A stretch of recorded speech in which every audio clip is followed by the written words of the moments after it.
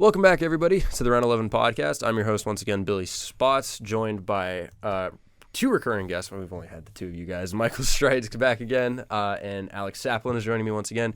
We're going to be covering the CDL Atlanta event, talking about all things that are, all the things that happened there. It was a pretty fun event, all things considered. It was. It was really, considering all of the issues we were having with cross-play lobbies and all the stuff that was happening outside of the game, I'm really glad to see it went off without a hitch. That being said, thankfully that wasn't the story of the event, really, is all it comes down to. Yeah. Overall, it was a really good event. Despite my issues with Infinity Ward, despite my issues with Modern Warfare as a game, I've been thoroughly impressed by the quality of events people have put on. I guess my only real complaint for the CDL so far is I wish I could watch the Challengers events because we'll get into it later in the show, but there are teams that are already looking at replacing some of the players on their roster with Challenger players, or replacing them with rookie talent. So it's exciting, but we don't get to watch it. It kind of sucks. That being said, congrats to FaZe for winning the tournament, winning the homestand. The crowd was surprisingly good. I wouldn't say it was anywhere near London levels, but it was better than I was expecting. I wasn't sure what to expect because has there been a CWL? Yeah, there was an Infinite Warfare, CDL Atlanta. I think that was the last one, and so it's been a while. It's been like 2-3 years. Hub. It's a good hub of people. It's a nice city. You can't expect it to be London levels, but I expected a good crowd, and I was impressed. One thing to note, though, is that with the way the crowd mics have been kind of muted and sort of not very much part of the stream in the past couple of years, it's been hard for me to gauge, how good the crowd actually is at these events. I've more or less just kind of defaulted to what people at the event were saying about how good the crowd was. Oh, yeah. Overall, we were talking, FaZe won the event. It was pretty impressive. Celium got MVP, right? Yeah. Yep. God, dropped a 1-3-2. Just a really good event from FaZe all around. They look dominant. They are easily probably the number one team if you're doing a power ranking right now. Yep. Yeah. But I thought we'd go through the teams, starting from the bottom and then going up, working our way up. It won't take long, hopefully. It probably shouldn't take long anyway. But starting with Optic LA. Michael, you and I were talking about it, I think during the first podcast where we were saying, when is it time to hit the panic button if you're Optic LA? And I think going 1-6, it might be that time. Yep. It's been a rough series for Optic LA. And we talked about what is the panic button even. I mean, this is such a stacked roster, but you look at the stats and TJ's not all there. JCap obviously at the bottom. It's tough because you don't want to put it all on JCap because even when his teams are doing well and even when he's on a championship team, he's usually the 5th highest KD on the team just because that's what he is. He's an objective player.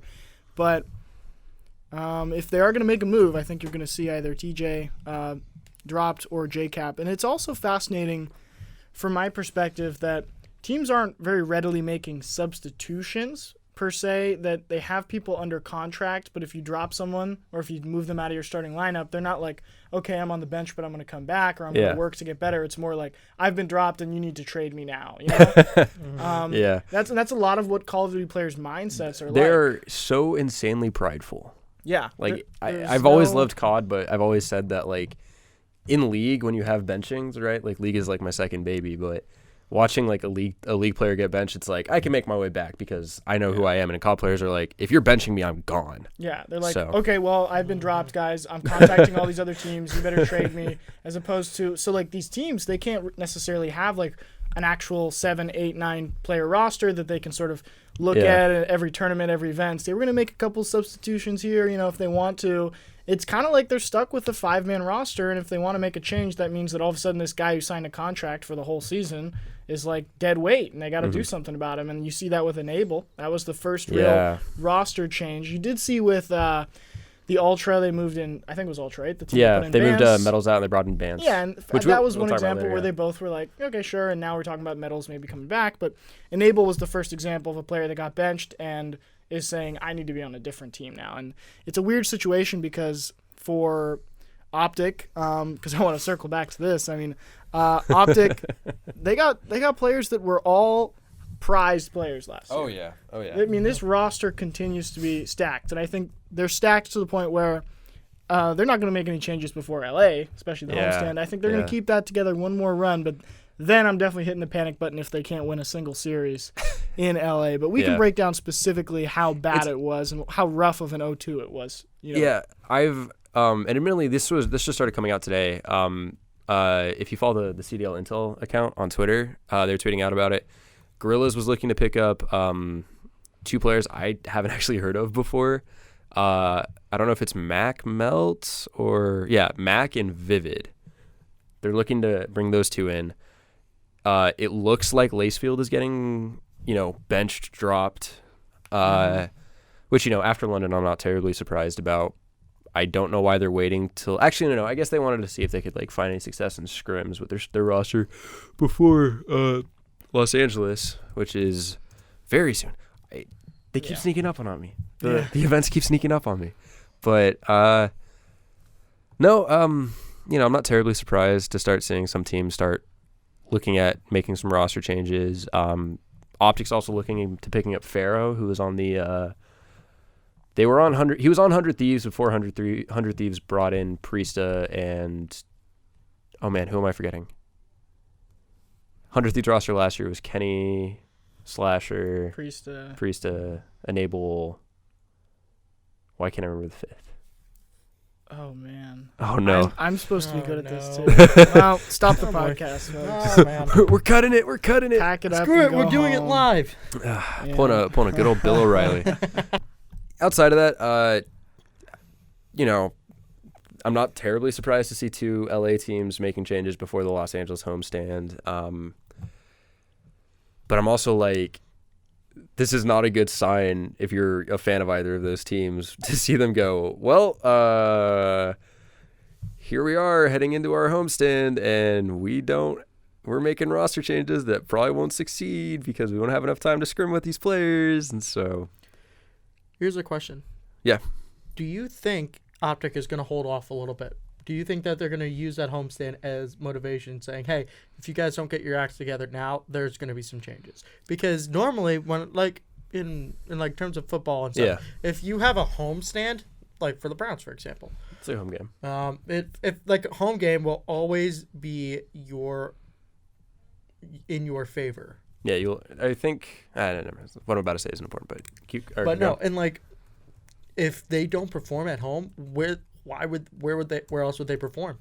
Yeah, that's a good point. That's true. We've seen strong performances from the home team so far. London came one S&D round away from a finals appearance, and Atlanta, well, they dominated. Atlanta did what we all thought Atlanta was going to do, and Atlanta. Oh yeah. And now we have the first, homestand. Not counting Minnesota because nobody won that, but now we have the first homestand where there's pretty low expectations for the home teams. Yeah. But I mean, also just in talking about that homestand, you got to realize that FaZe was the first time in the entire history of the CDL that they won their homestand. Yeah. Well, so far, short history, but yeah. Correct. And what was I going to say? See, I agree with you, though, that the homestand does give your team a boost. I think being at home, having a home crowd rallying behind you, although, how many fans they'll actually have with how they've started so far. But the LA Optic, they'll have their fans. People like to stick with that brand. People like the players on that team.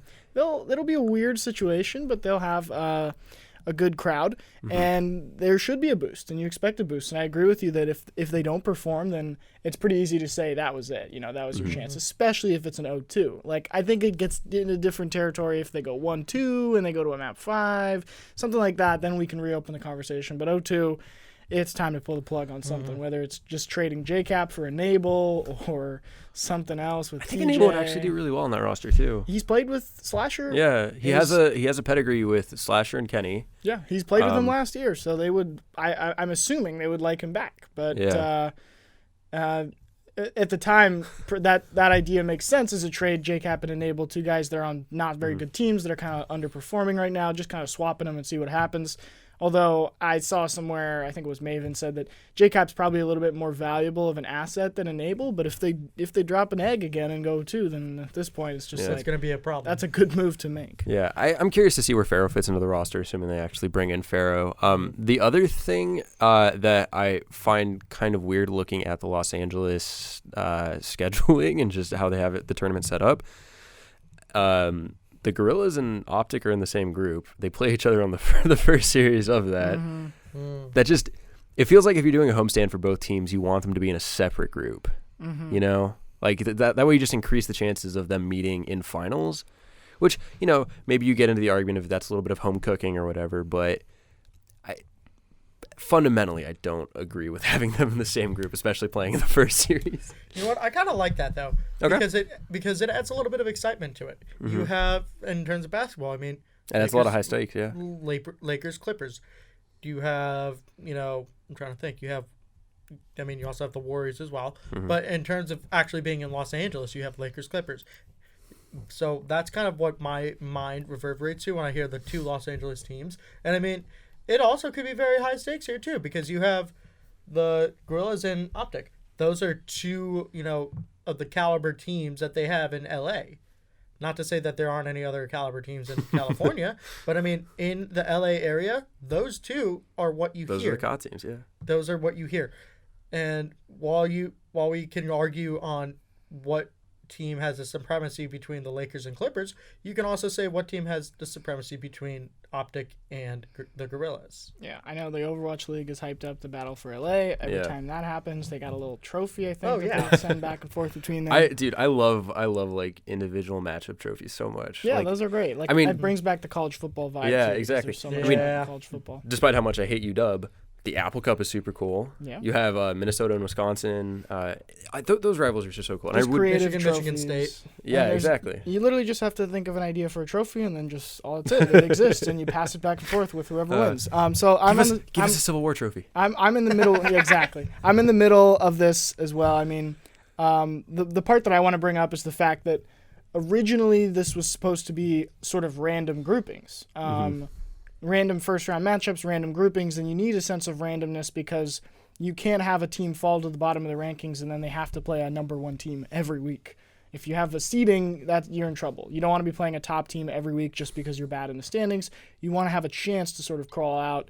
Then you have random. But then we had Aches point out that it wasn't very random because whether it happened by choice or accidentally, he proved, he got some help from someone else, but he made a case saying that I think it was Atlanta and Chicago were never in the same group.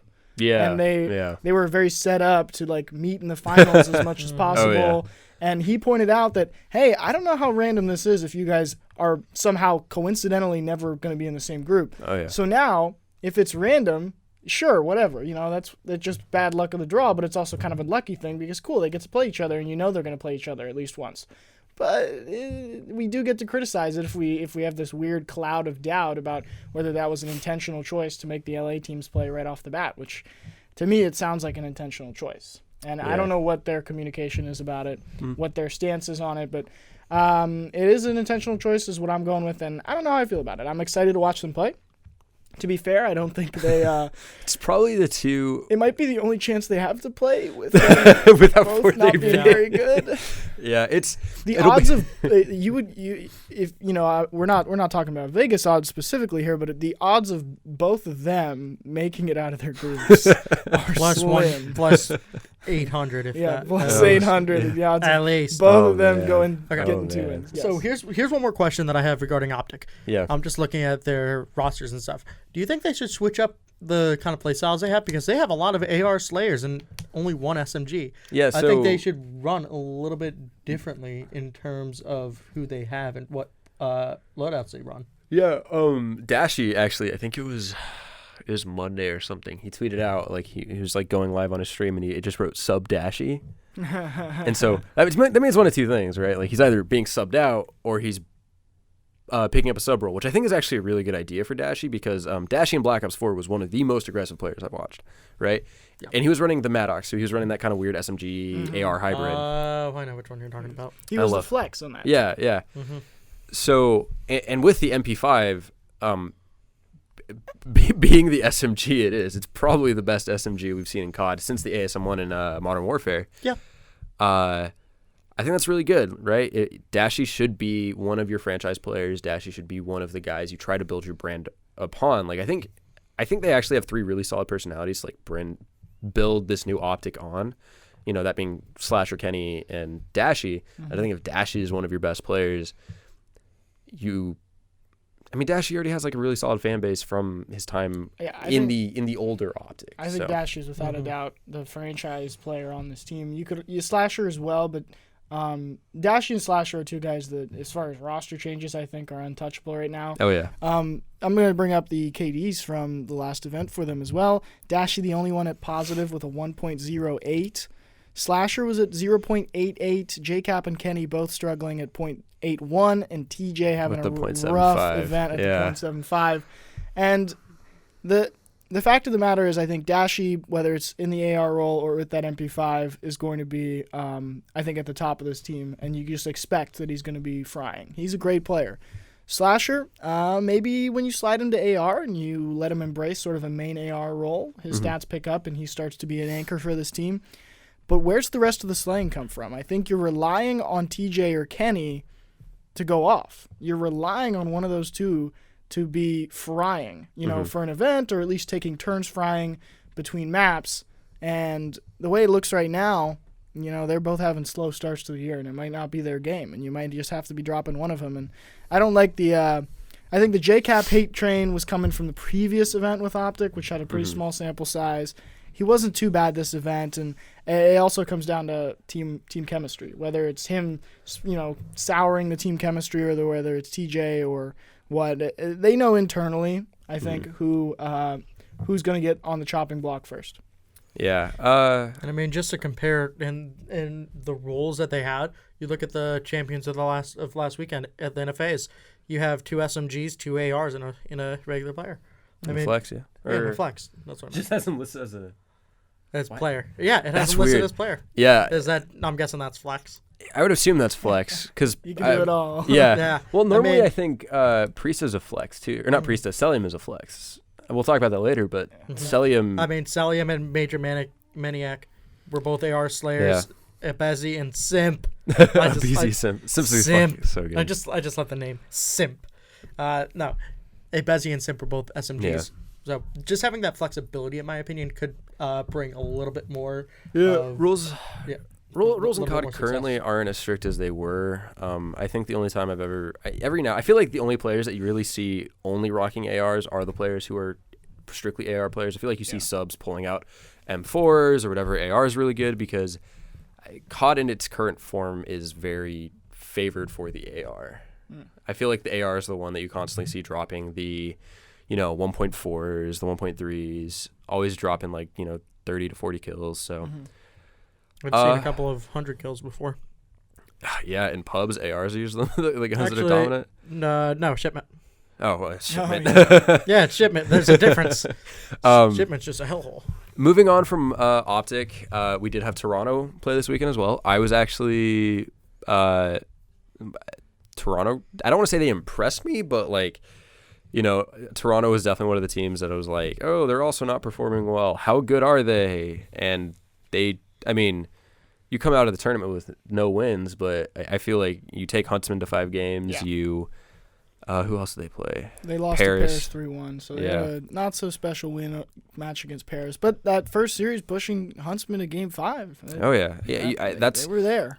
Moral victories are few and far between, but I feel like that's got to be one of them. Yeah. Toronto's in a weird spot.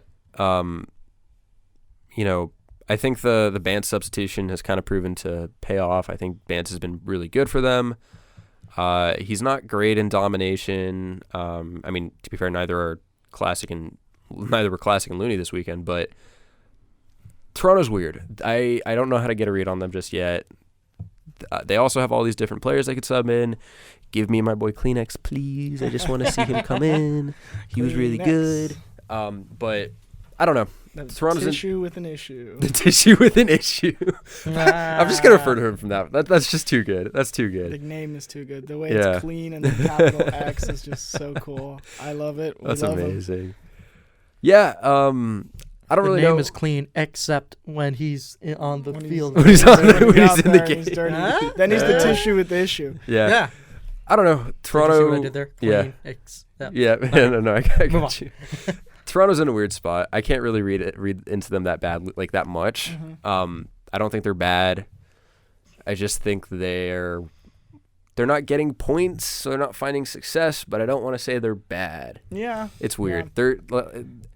I don't really know much more to add. I was looking at the standings, and I was wondering who we thought is the worst team right now. Is it one of these? Is it right now? I think it comes down to LA Gorillas, maybe LA Optic, and Toronto. And maybe you're a little bit higher on Toronto. I do want to point out the stats for Toronto. They don't look like a bad team statistically. Methods is frying as the main AR. Oh, yeah. Like you said, that top AR is just putting up stats at 1.22. The rest of them are all hovering around 0.95. And I think that was all you really need, especially in this game. Especially this game. That's a really optimistic 0-2 for them to lose 0-2. But they come back saying, hey, we're this close to really being one of the top teams. Getting over that hump. We're very close is what they're saying right now.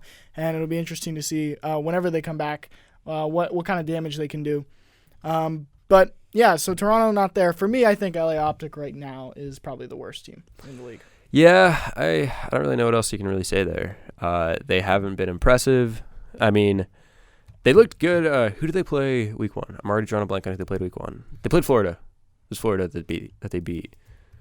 Right? Mm-hmm. I think so. They're just a hard team to get a read on right now. Yep. You know what? I'm not going to count on Optic yet. I don't think you should. The history of those players is just too. The history of those players, at least down the line, I think bodes well for them. But I can't, as it stands right now, I can't, in good conscience, in good faith, say they are a good team. Mm-hmm. Everything is pointing to them being pretty awful. That being said, unless you guys have any finishing thoughts on Toronto, we could talk about Paris, because Paris had a weird event. They weren't bad, but it was far from good, and especially not as good as they were in London. Technically number 3 in the whole standings right now. I want to point that out. And they're not that good, but they're good enough to beat.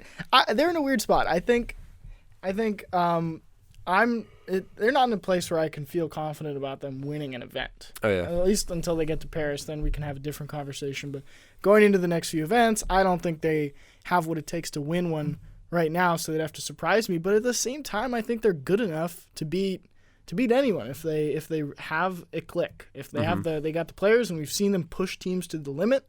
So I think they're good enough to beat anyone. It's weird. They lost to Rocker twice. Yeah. Rocker was also, we'll get into it in a second, but Rocker was the team that really kind of surprised me the most this weekend. Actually, no. Florida surprised me the most. Mm-hmm. Rocker was a close second. Actually, I'll say Rocker surprised me the most, and we'll get into why. But, yeah, no, I mean, they lose to Rocker twice. It was a 6-3 map count. Obviously, there's a Game 5 in the second series and the Decider series for Group B, but I don't know. Not really much to say regarding Paris. They looked fine. Small sample size. They played the same team twice, and it sucks that they couldn't beat Rocker twice if you're a Paris fan. But, they ultimately only came out and played 2 squads. And you look at the roster, and I still like Dens. I still like Kismet. I'll take that roster into an event. I don't want to make any changes to it. Mm-hmm. They're definitely a team that is looking to improve. They're along with that Ultra boat where you look at that roster and you're like, all right, we can make this work. We can rock with it for a bit. Yeah. Rocking right into the rocker. Sorry, that was terrible. No, wait, London. There's a London team in there. Actually, I do have one thing to say about Paris. I don't think that it's the fact that they're a bad team. They just had a bad couple of weeks. And, that happens in any sport. You have a bad run. You have a skid, if you will. But, this team has the ability to turn it around. You just, a lot of people, or nobody really should have lost faith in Paris, because they do have a phenomenal team. Yeah. And in looking at it, you take that team, and I agree with Michael when he said, I take that team anywhere. I would too. It's just that they had a bad couple of weeks. They'll be back, and they'll be rolling, and they'll be kicking tail. Yeah, I mean, Sorry to interrupt. I don't Go think ahead. they're at Los Angeles. Are they at Dallas? I'm gonna check to see if they're at Dallas because if we have to wait a couple more weeks to see them play. Yeah, they're at Dallas. I'm excited to see how they do at Dallas though. They're a team I do like watching. They're a team that I find really entertaining. I think they give good matches, and I don't think they're just a fun team to watch. Both Ultra and Paris are going to be sitting out the LA. Yeah, We're not previewing LA. We're not- yeah. because that's We keep can do touching that on it, but we're next not- week. yeah. We're just breaking it down, but they won't be at LA. So, what was it? Ultra, Legion, Huntsman, and the London team, which we're going to jump right into. It's a good transition. Those are the 4 teams that have quite a long time to wait. They got a pretty lengthy break, so they got time to work it out, and we might see a whole different team show up. Because when you got to play week on week, and even with the 2-week period, you see a lot of teams stay the same with how good they are, really. You don't see a lot of movement, good or bad, from a squad. It's when you have a month to really sit down and maybe make a change or just take that same roster and have a month to work things out. Yeah. That's when you see teams get good and teams that struggle. So moving into London, I do want to touch on. God, Weskin's so good. I don't know what you're gonna say, but I just gotta say Weskin Okay. is so good. That's a fair really, thing really to start with. I do want to touch on, they had the same issue with, in terms of looking at how good of an event they really had. They and Optic LA are in the same boat where they played the 2 teams that made the finals, and that's it. Because you're looking at it, and Florida and Atlanta both came out of the same group, so that means that both London and Optic, you look at how they performed, and all you can say is, well, they played the 2 best teams at the event. So they lost. Optic has had really bad matchup luck, and that's as much as we were like, yeah, they are the worst team, or they were one of the worst teams in the league. You'd probably say Gorillas is worse because Gorillas has performed worse against worse teams. But it's not even like they had anything redeemable against FaZe. Yeah. I think they got outslayed by 50 on the first map against Atlanta. Yeah. That's insane. That should not be happening in a pro game. To be fair, Atlanta might be on something a little bit stronger than caffeine. No, I mean, I don't want to be making any accusations. No, Take it easy. No, it's a joke in good faith. We'll get into it later, but Atlanta's so good. They're insane. They're gonna But, get that because of how good they are. Here's the thing. I'm looking at the head-to-head between London and Atlanta. Mm-hmm. They went 0-1 in the series, but they at least took a game. Yeah. When Optic LA didn't even do anything. And looking at London too, they beat Florida to start the whole event. They beat the Florida Mutineers 3-1. They got on the board with a win. They lose to Atlanta, like you said. They get a map, which winning a map against this Atlanta team is an achievement in itself. Was it the Dawn that they won against Atlanta? I'm not sure. We can look into that. And then they play Florida again, and they go to map 5. So they didn't get rolled by Florida. They get to that map 5. And you could make an argument that with the way they played London won the against Dom. Florida, the fact that they beat Florida, and the way they almost beat them again, that London was in fact the 3rd best team at this event, or at least the 3rd or 4th best team. Even if they didn't make it out of groups, you can argue that Group A was just better than Group B this event. Group A was really good this year. Yeah, and you can argue that London was actually the 3rd or 4th team, and that puts them in a different light. I think their roster is still really good, and I think not the result that they wanted, but they were closer to a real successful event than you might think. Yeah. I don't really know what else to add. As I was saying at the beginning, Weskin's insane. You're dropping almost a 1-4 on a team that goes 6 and 7 in map count, 1 and 2 in series scores. They're just they're a team that I think it sucks that we only see 2 or 3 series out of a team every weekend because it's so hard to truly get a full grasp on the player, on the players. Obviously we can look at Atlanta and then Chicago to some extent and some other teams, but Florida I want to touch on Rocker and Florida because to me they're very similar, at least in terms of just how they kind of came out of nowhere and performed to the extent they did. But there is such a small sample size for all of these events that it feels like everything I say has an asterisk on it, right? Every opinion I get from watching these events is, well, it was only X amount of series. Yeah. So and if you're not a Chicago or an Atlanta, I would say a successful event is getting out of your group and getting top 4. I think being in the top half for most of these teams, obviously if you end on a loss, you're not happy and you're like, we could be better, and that's what they'll all say is we're better than this. We know we can be better. But looking at it from a perspective of us, I think a successful event's to be in the top half, and London was one map away from being in the Just top making half. sure you get 10 points at least. Yeah, they were one map away from getting in the top half, so they were an inch away from a pretty successful event. So they're really don't have anything to be ashamed of. Yeah, they don't have anything to be ashamed of. They know they can be better. We really don't have much else to talk about with them because they're just like right smack in the middle of like average town. I mean, it does suck to say that they shouldn't be ashamed even though they lost. But I mean, when you're playing teams like Atlanta and Florida, I mean, you still have a lot of you still should have a lot of faith in yourself that as this team continues, they will be good. Right. They'll definitely grow to their own. I think. Exactly. I don't think they'll be making any roster changes, but I think the thing is I feel like the worst state you can be in as a team is a middling team, right? Mm. Because when you're middling, you're like, okay, there's things we can improve on, we can get better, but we're also not terrible enough to be that drastic, right? And I think it's like hopefully they start coming into their own because I want to see a successful London team. I want to see a team that is full of players from their actual home region. The only other team that would actually fit that bill is Paris, but again, it's a bunch of Aussies and an American. But I want to see London do well. London, I think, is one of the teams I will be pulling for a lot because I want to see Wuskins find his tournament win. Just watching him at London, being as angry as he was about not winning that event, I think hopefully lit a fire under him. I mean, the guy is one of the best ARs in the game currently. Like the numbers he drops is absurd. But yeah, I don't know. Like so many of these teams are just like, yeah, you didn't make it out of groups and you didn't make top 4, but you did okay. It didn't suck. Yeah. So unless your name is the Optic LA, but we're not going to talk about it. We already talked about that. We've talked too much about Yeah. Optic LA. It's fair because they're about to be home. They're such an interesting team and too. they're so interesting because they should be a lot better. But But moving on. Moving on to Rocker. Rocker, I think, was they made FaZe bleed, which was not something I expected. And at the very least, Rocker was not the team I was expecting to make FaZe bleed.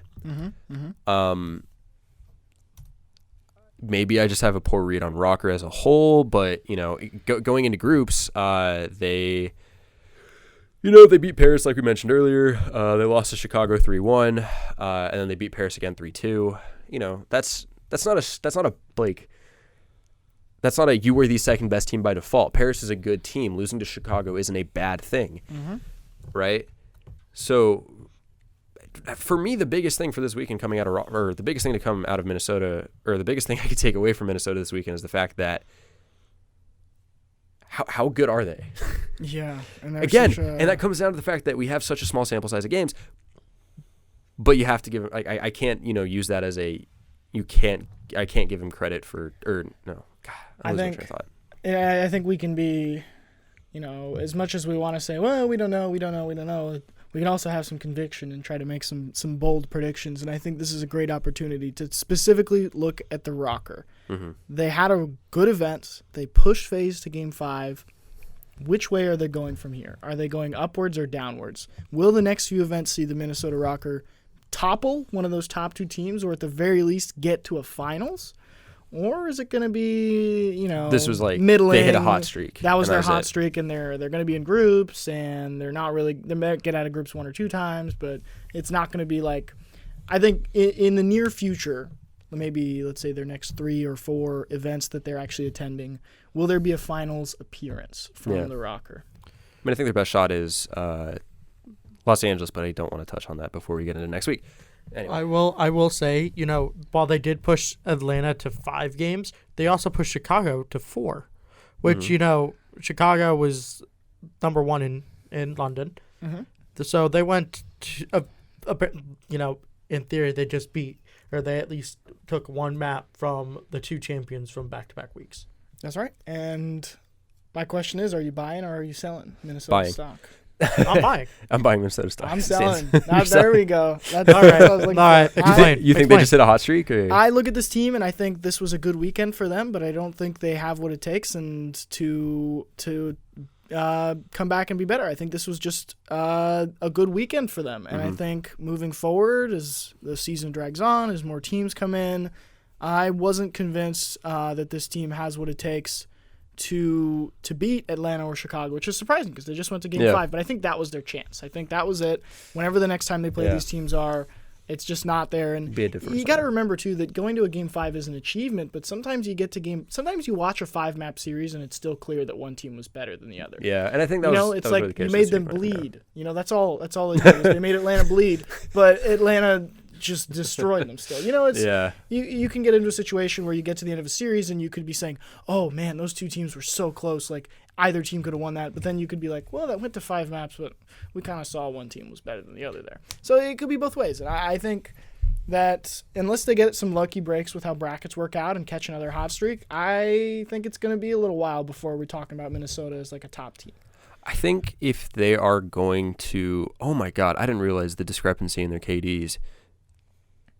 Is it that bad? It's so bad. Okay, so Alex, which is a younger player, had a 131, which is really good. I think it's their main AR. Yeah, it's a stellar game. Assault? No, Assault's their main AR. Assault had a 127. That's really good. GodRX had a 112. That's really good. Asim and Silly had a 6.7 and a 6.6. Ooh. The fact that you have 3 players who are doing that well, you should not be losing a series if you have 3 players above a 110 KD. You should not be losing series.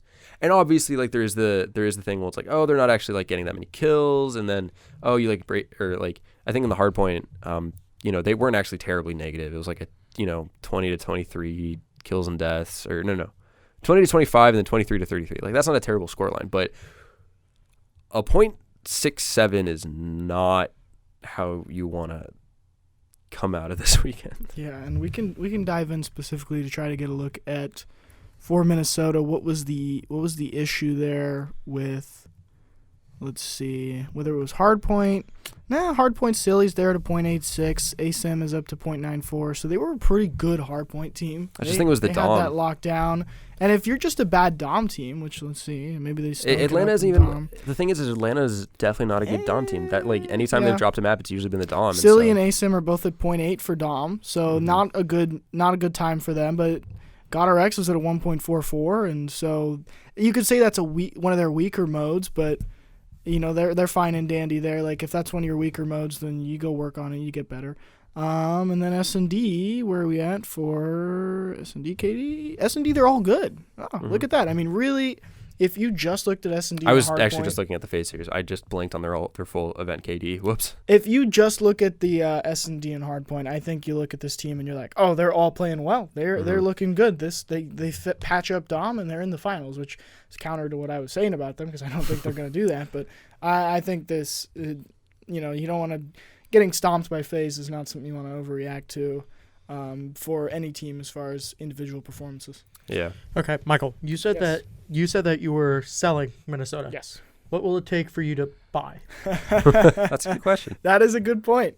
Because you know what? Another map 5 against Atlanta or Chicago. Maybe Chicago's not as good as we thought, but if they come out and they once again are right up there with one of those top teams, regardless of where it happens in an event. It could be a first round, it could be later in an event. Then I'm like, oh, okay, these players have shown to me twice now. I'm a big believer in, don't show me once, show me twice, and then I'm in. I'm pretty pessimistic about when something happens one time. I like to see it twice, and when I see it twice, then it's enough for me to go, okay, you can do this. You got this. So that's what turned me into a buyer, is if we see a similar series against FaZe where we're like, ooh, they almost beat FaZe. If they did that, then I'm willing to accept that this is one of the better teams in the league. All right, Internet, you heard it here first. That's what it takes. Michael Strife's prediction. Yes. The technically third place team, but I think third and fourth is like the same at this point. Chicago had a weird weekend. They did. As someone who is a self-proclaimed Chicago fan, this wasn't what I was expecting out of them. I was looking at their KDs for the weekend. They had just a weird tournament all around. This is like the first time Scump has had a negative KD in as long as I can remember. Yep. Even when it's not been his game, right? You look at like World War II, you look at like kind of the back half of Black Ops 4, those are kind of considered the weaker moments for him. He was still he was still hovering around in like a 105 or like a, like a 106. Yep. Where did he end up going? He had a 0.92. 0.92. So him and Gunless were not great this weekend. Yeah. Unfortunately. I will say, I think that what this breaks down to is any given weekend. Yeah. Any given weekend, you can have a performance of your life. Any given weekend, you can wet the bed. Mm-hmm. And I feel like that can be said in terms of Minnesota as well. Any given weekend, this weekend, they took Atlanta to 5. Any given weekend, you have Chicago, they did really bad. Yeah. Well, not really bad, but, they didn't. Bad to their standards. Yes, bad to their standards. They did bad to what they thought they would do. Mm-hmm. So at any given weekend, something can happen. Mm-hmm. So who knows? Maybe next weekend, or maybe next event, Optic takes it. Yeah. I'm not saying that. I'm not saying that, but like any given weekend. It is a anything slasher can team. happen. I wouldn't be surprised if they just come in LA and just wipe the floor with everyone there. Underperforming by their standards, but you get an off weekend like that for two players that are stars. Gunless and Scump, I think, are genuine stars. Then I think it's definitely, you have a lot of faith in this team to work and get better. Some to at least bounce rosters. back. I don't think they're a team like in the lead up for this. Like I just have it wrote down as like off weekend or sign of things to come. For me, this is an off weekend. Yes, I am a little bit biased as a Chicago fan, but yeah, the Scump has been consistent his entire career. Even when he's not winning, he's always been one of the best SMG slayers, right? Yeah. So for me, I can't see this being a trend with Chicago unless something happens with like Gunless. Yeah, and this Right. is a roster that's built for the long haul. Mm-hmm. They're going to go to work. They're going to be better, and I think they're going to go right back to being a scary team. Which, they weren't. They were for them to underperform and get top 4. It just reminds you of the fact that they tweak a couple things. They get Scump back to above a 1.0, and they're right back to being a team that expects to be in the finals of all the events they play in. So Yeah. I don't think this is a sign of things to come. I think this is a group of guys that was going to take this and improve. Yeah. I 100% agree. Yeah. Moving on from there, Florida was probably the second most impressive team. Not like impressive in the sense that they did better than I was expecting. Oh yeah. Because Florida for me was like right there with Seattle in terms of like being. I mean, at the time we had 2 maps I think to really go off, or 2 series to really go off of. But they were still like a team that like top to bottom, like I wasn't like, this is a team that's gonna like run events. This is a team that's gonna be constantly contending. And I thought they did very well this weekend. I mean, obviously they did. They were second. They won a lot of game 5s, which It's a That sign. obviously helped them. When you win a lot of game 5s, it's definitely a sign of, this is a hot weekend. Yeah, for us, as opposed to like, we're a great team, but more like we just had our shining moment. I also feel that, if they win a game 5 or if they win multiple game 5s, that means they're calm under pressure, because those game 5s, those last game series, you can take it, last 2 minutes of a playoff game, game 7s for NFL or NHL, NBA, MLB. This is the equivalent. You are, and it happens it happens at every event, but regardless, it happens. And those pressure cooker incidents, I call it. Yeah, and now that I think about it, I mean, imagine if Florida didn't. I think they won pretty comfortably over Chicago in Map 5 of the semifinal. I think it was like a 6-2. Yeah, it was a 6-2. Frosty had a really, really good 1v2, which I think if they don't win that, I think that map goes very differently. Yeah, if you flip that around, then we're like, Florida was good, but we're in the same boat as Minnesota, where we're like, they were good, but we'll see if they stay good. And we're right back to being like, Chicago and Atlanta, the 2 best teams by far. Like Chicago, again, great weekend for them, even though they sucked against Atlanta. One Map 5 can flip how we're feeling about these teams. And Florida, you got to give them their props. They had a good weekend. I definitely have to give them credit, but at the same time, I'm very wary about putting too much into them going forward, right? Like, yes, they were second place. They got blown out in the finals. Yep. Like 3-0, not even close, not even in the same ballpark. Here's a fun question to propose. They're not going to do it now. They're not, maybe not anytime soon, but could this team be one roster move away from really, really at the top. I think you've got a lot of good pieces, and that's what you've seen is that you've Skies got good is pieces. really impressive. Question is who? Yeah, I think That really comes down to the question. Like anytime we were like talking about roster changes for a team, is it's who? For some, it's more clear, right? I think for Florida it is clear. I wanna say it's Havoc, and Havoc. Okay. it's not to dog on him because he's not that bad of a player, but looking forward, if you can flip Havoc for maybe even an enabler JCap. Like, I know it's hard to drop somebody for somebody that's been underperforming, but you get in one of these guys that's smart, that's been around, that's a veteran, that veteran player, because trust will improve as the season goes on. Like, sorry, Havoc, but Havoc's weird because he's technically a veteran in the sense that he's been playing for longer than a year or two. But I'll never view him as a veteran, if that makes sense.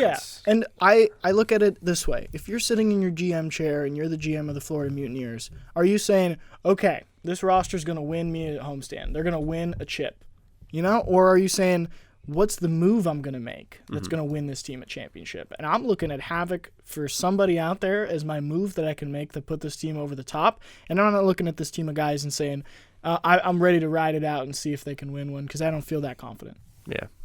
That's fair. I think they had a very good weekend. And it's an early take. I mean, they literally just had a good weekend, so it's early. But I'm obsessed with the fact that sometimes teams make one change and it goes from a good team to an elite team. Yeah. You saw that. You see it every year where a team looks good, and then they just make one little tinker, and you're like, oh, now they're nasty. Oh, they're a completely But I mean, they team. look good up until the finals, which I know we'll get to in a minute here. Yeah. They looked weird, and like, as much as like I want to say like, yeah, they were good, or yeah, they played incredibly well. They outside of the Chicago series, I can't look at a series and say they looked convincing. They beat Optic, right? Optic is also a struggling team. They beat London. Okay, London's pretty good. It was a game 5. I'd have to look into the map count again. Give me 1 second. But for me, I need those wins to be more convincing.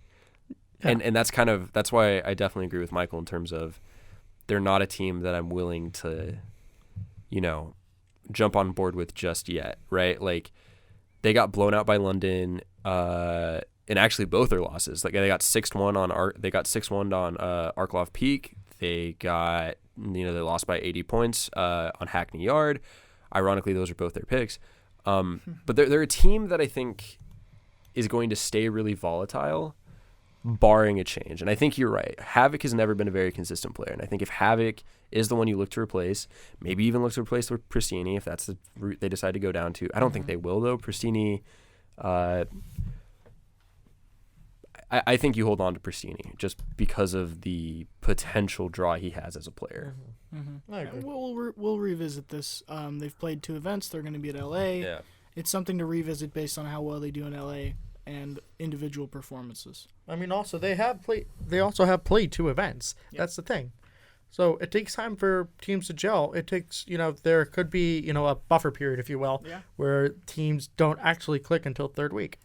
The thing to keep in mind, though, is everybody else is getting better. Everybody else is gelling. Everybody else is clicking and making changes. So it's going to be a really volatile league in terms of everybody's either going to step up or step back every week. And we're going to come back, and everybody's always getting better. I think Florida is going to come back, and they're going to be better. Solid. Well, I mean, we'll find out in a week after Los Angeles. They are at Los Angeles, right? Yes. Okay. Now we move on to our CDL champions, and I just want to clarify just a little bit, even though I did make a joke about them being on Adderall earlier. I've never actually what? Adderall. What? We don't talk about it. I don't know what you're talking about, sir. It's been talked about for a long time, right? That a lot of COD Pro players. There's even a thing in the Washington Post about it. Did you read that article, Michael? It was a weird article, but it honestly doesn't surprise me. It was a little weird. Supposedly there's a lot of Adderall abuse in the Call of Duty scene. It is as close as you can effectively get to a PED in esports, I feel. Even though it's nowhere near the same. You're just like, you kind of just zone in. It's not a guarantee. It's not a big advantage, but I think everyone agrees that it's a little advantage, especially the ones that are using it. Yeah. Think that it's an advantage to be on it. And the weird thing is that it's gotten to a point where it's prevalent in the scene. Everybody knows it exists, and it's a thing that some people are unnecessarily abusing because they think they need it. The question is whether it's 75% of players or like 25% of players. We have no clue. There's no way to actually prove outside of drug testing players. No clue, but it goes from like, oh, it's a thing that's an issue with a small community, like a small group, or it's like everyone's doing it. Yeah. I keep hearing both ways. It can be literally no clue how bad it really is. But it's a thing that exists, and it's a thing that people are going to talk about, and at the same time, not really take any action on, because it's gotten bad to the point where if you're going to take any action on it, you got to do it in an off season where people have time to recover, and there's not a lot of pressure on CDL. As soon as it starts financially impacting the league in a way where it's like, that's the thing, I don't think it ever will, and that's why I think it's going to have to wait until something dramatic happens where somebody has a health issue happen. If a player has a major health issue come up, and maybe it's unrelated, but if that's going to start putting pressure, and unfortunately, we're gonna wait until that happens, because it sucks that we have to wait until that happens, but we're gonna wait until it really hurts someone's career, and then everyone's gonna get angry and upset about it, and then there's gonna be changes. But until then, we're in a weird state. Yeah, you heard it here first when it happens 3 months down the line. If it happened the first year of the CDL, the CDL would be abolished.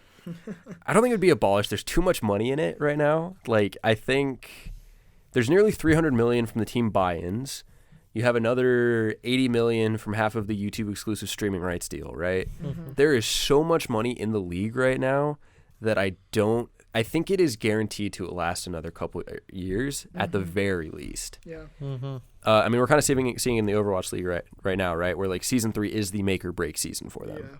Or I guess is it the make or break season? Do you get that feeling? It feeling? was the make or break season before the China stuff happened. Yeah, and before all the coronavirus. Now that can be the excuse. Yeah. So now it can be like, well, the season's scratched, and we had a lot of stuff to deal with. So the coronavirus? The coronavirus is actually like, it's hitting esports really hard. Yeah, because Overwatch League is playing. They had set up events all over China and Korea. And now it's not looking good. Yeah. They had to cancel a lot of them, so it's gotten to the point where it's a train wreck for the Overwatch League. But at the same time, it's something that it can be an excuse for them to say, well, this was a rough season, and you can't really speculate on how this one went. I mean, season 4 is going to be great, you know. I mean, to get completely off topic, I do know that coronavirus is affecting a lot more, because actually the 2020 Olympics could be affected. Yeah, sure. It's if it's not handled by May, then you know we got problems. Anyway, I'm sorry. Circling back to Atlanta and just the insane event they had. I do want to mention that this is the first time that, and it's not going to be the last time, but this is the first time that a home team has won their homestand. I think that'll be definitely an interesting thing to keep track of, is how many home teams win their homestands. Yeah, they swept it, won all their games, especially in the final where they swept the final. That was kind of the thing, and that's why I definitely agreed with Michael, where it's really hard to, like, as much as I want to be like, oh, Florida had a great event, you got whipped in the final. Yeah, I mean, when I first saw that that Florida lost by $112, 251-38, I'm just like, yeah, okay.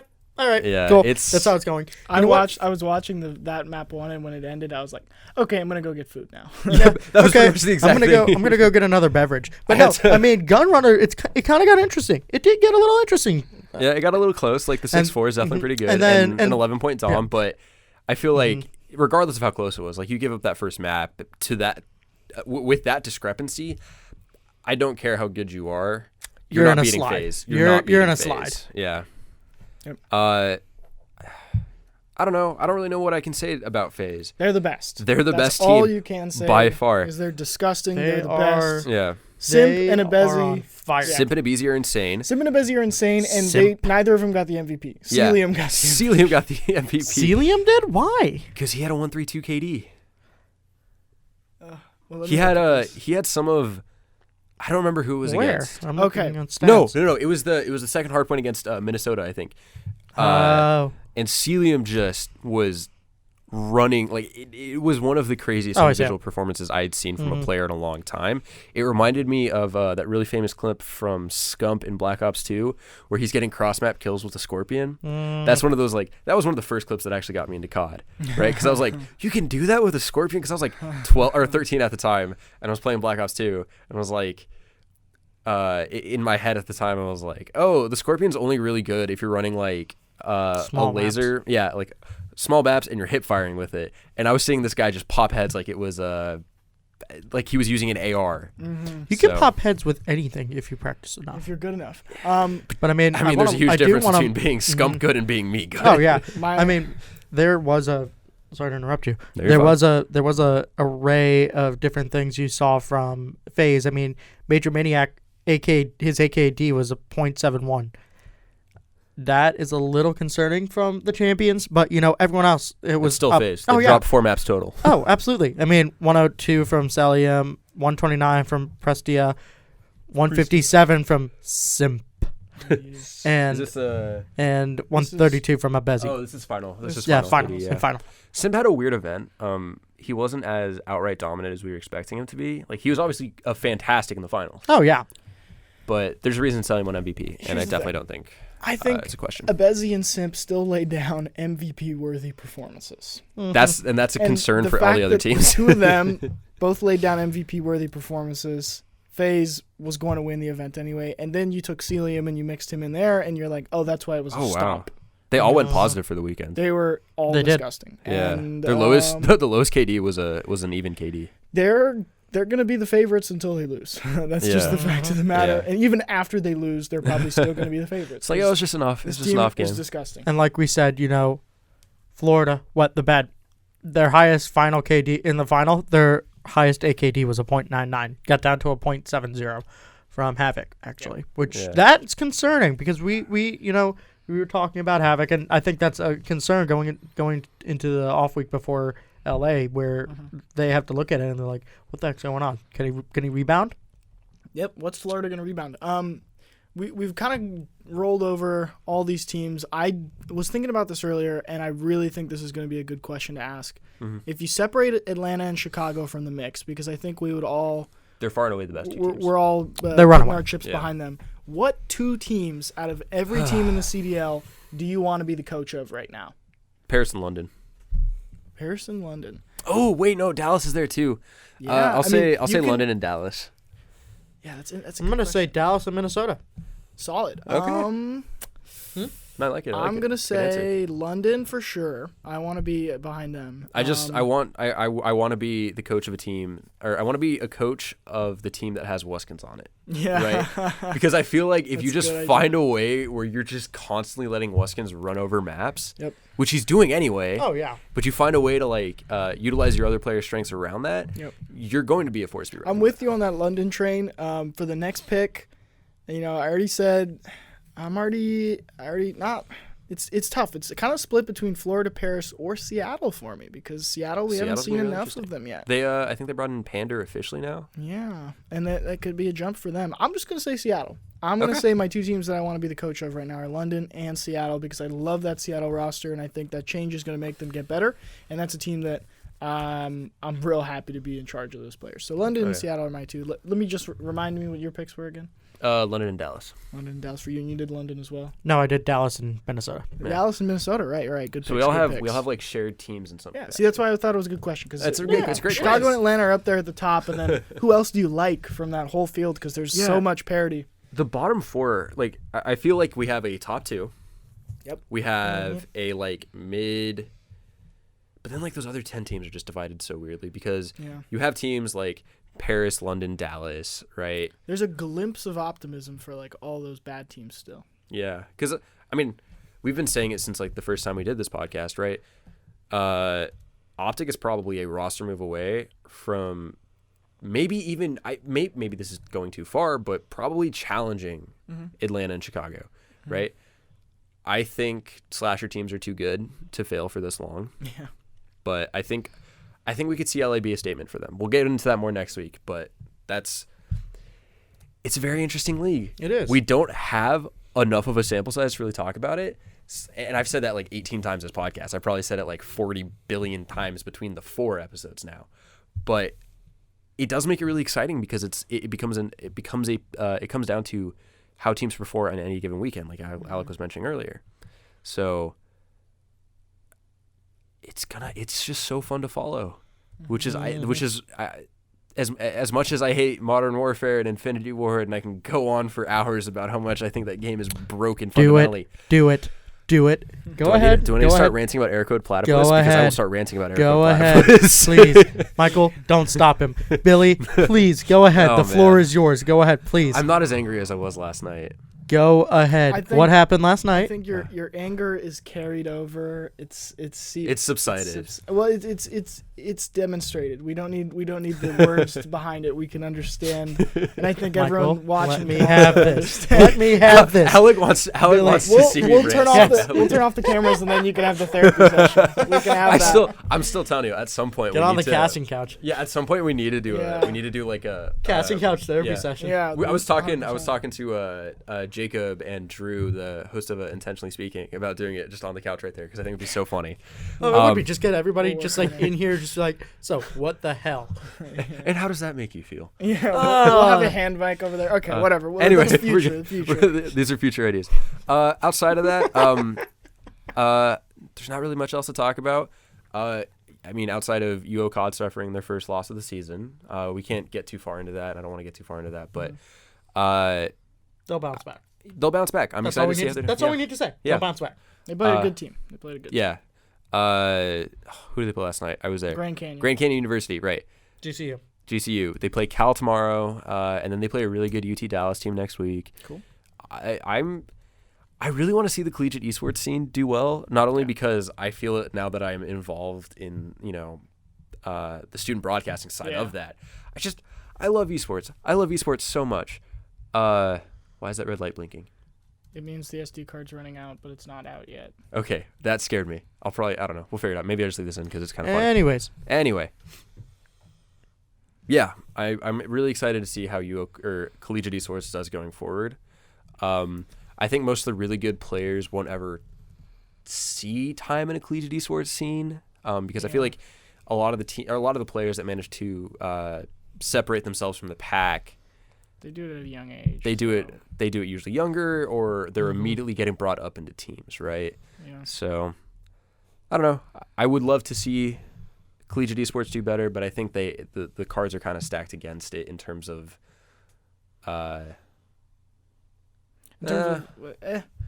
I think it doesn't matter whether the players are the best. It's just the fact that you can have a best school and you can have good programs and you can have storylines from season to season. I like what it'll carry itself as a scene, and that's what I'm really excited to see going forward. I will say that the fact that there are collegiate teams is a huge step in or steps in bounds. Yeah, considering schools are getting so just supportive of it. Yeah, it's insane. And you know what? I'm gonna kind of. This is going to be a little bit dicey on an analogy, but just like the women in sports movement, that's taken huge leaps and bounds, which is in the past like 5 years, yeah, which is an amazing thing. And now it's the esports turn. There are schools that are so supportive of this, like the University of Oregon. We just opened up an esports lounge. We had a great business of esports. Which, if you don't mind me interrupting, you guys should absolutely go check it out. It's in the EMU. Oh, it's so cool. It is. Anyways, you were saying. Yeah, I'm really excited to see where it goes. I think it'll always have that. I think college sports just has that reputation of, these guys are going to make it to the pro level, or most of them are going to make it to actually a small chunk of them make it to the pro level. You look at the Justin Herberts of the league. You look at the Joe Burrow, Tua Tagovailoa. You look at the Joe Burrows. You look at the Chase Youngs. Yeah. You say, you don't even need to watch them. You just have to watch like a 5-second clip. You go, damn, that guy's going. He's going. There's no chance about it. And I don't think that'll work against collegiate esports, but I really want to see collegiate esports do well because I think it is such a fun thing, and it is there's such a community aspect to it. And it was one of the things David, the head of the esports department, was really talking about was how much he feels the community that gets built through an esports program or an esports club. So I'm really excited to see what the future of collegiate esports holds. I'm really excited to see what the future of UO's esports program holds. I'm really excited to see how the future of the CDL goes because it's been so much better than I was anticipating. I've been enjoying it so much. And you know what? This is the first season that I've actually watched, and I'm like losing my mind over this stuff. You're getting into it. You're getting obsessed. I am. That's the funny thing, right? Anyone who like the amount of people who still are like super against esports, They just haven't watched it. they haven't watched it. It's like Right? when I first listened to country music. My brother played it. It's a weird analogy. I'll stick with you. I'll stick with Just you. hear me out. So, my brother played it in the car at high school. The entire time, just like, Jesus Christ, shut it off. Yeah. And then, I got more into it, listening to it. I'm like, oh, okay, I can tolerate it. And now, my girlfriend, we're driving in the car. She asked me to change the country station once. I'm like, no. That's fair. It really comes down to an exposure thing, though. Yeah. I think the It more is- people it is that give it a absolutely exposure. chance, the more people that'll get into it, right? The It people obviously- that hate it, you haven't seen enough. Yeah. Watch more. I don't know. Esports are great. I love esports. Esports I love is awesome. esports as much as I love regular sports. Actually, I probably love them about equally. Any closing remark, guys, or can I close out the show? Well, what do I have to say? Follow twitch.tv/University of Oregon on Twitch. Follow this, subscribe to this YouTube channel for more podcast content, and we're working to get it on Spotify. So before Too long here. before too long, you'll be able to listen to all of us on Spotify as well. And that's Okay. gonna be awesome. You'll be able to listen. Last to closing remark, because you just brought it up. Team Spotify or Team Apple Music? I use both. Spotify. Really? You use both? For Yeah. what? Why not? I like Spotify. Double Wrapped. the money. I don't have Spotify Premium. Oh. If you had to choose Apple Music Premium or Spotify Premium. Oh man. Honestly, just because I have an iPhone, if I had to choose between the two, I'd probably go with Apple Music. The thing is Spotify is like, this is gonna sound weird. The only reason I really use Spotify as much as I do is because the Spotify Wrapped stuff at the end of the year is fantastic. It is. And that's how I find most of my new music. I have found artists that I would have never given a shot to through the Spotify Wrapped playlist. I mean, to be fair, it was the What You May Have Missed or something like that, or like Taste Breakers. And they didn't do it this year, and it kind of bummed me out. But They still anyway. every day they make like daily playlists Yeah. for you. That's like, here's some songs we know you like, and here's some Yeah. ones you haven't heard yet. So I like but they're both. in the same Weekly- vein. I find it hard to pick between the two. I like Apple Music when I'm, when I don't have like cell service or Wi-Fi or anything, and I have all my playlists right there. And obviously, like that can be fixed with Spotify Premium. But we're getting way off topic. I think it's Sorry. time to close it out. No, it's fine. It was a good question. It was fun. It was a good. It was a good closer. It was a good closer. Yeah. Thank you guys all for watching it once again. We'll be back next week previewing CDL Los Angeles. We might be doing some more review of UO COD. Outside of that, seriously, thank you guys for listening. It's been so much fun having you guys on again. I really look forward to next week. We ran way longer on time than I was intending, but That's All the okay, it LA makes it- Optic talk. all the LA Optic talk Yeah. took like 20 minutes. Anyway, we'll catch you guys next week. Thank you.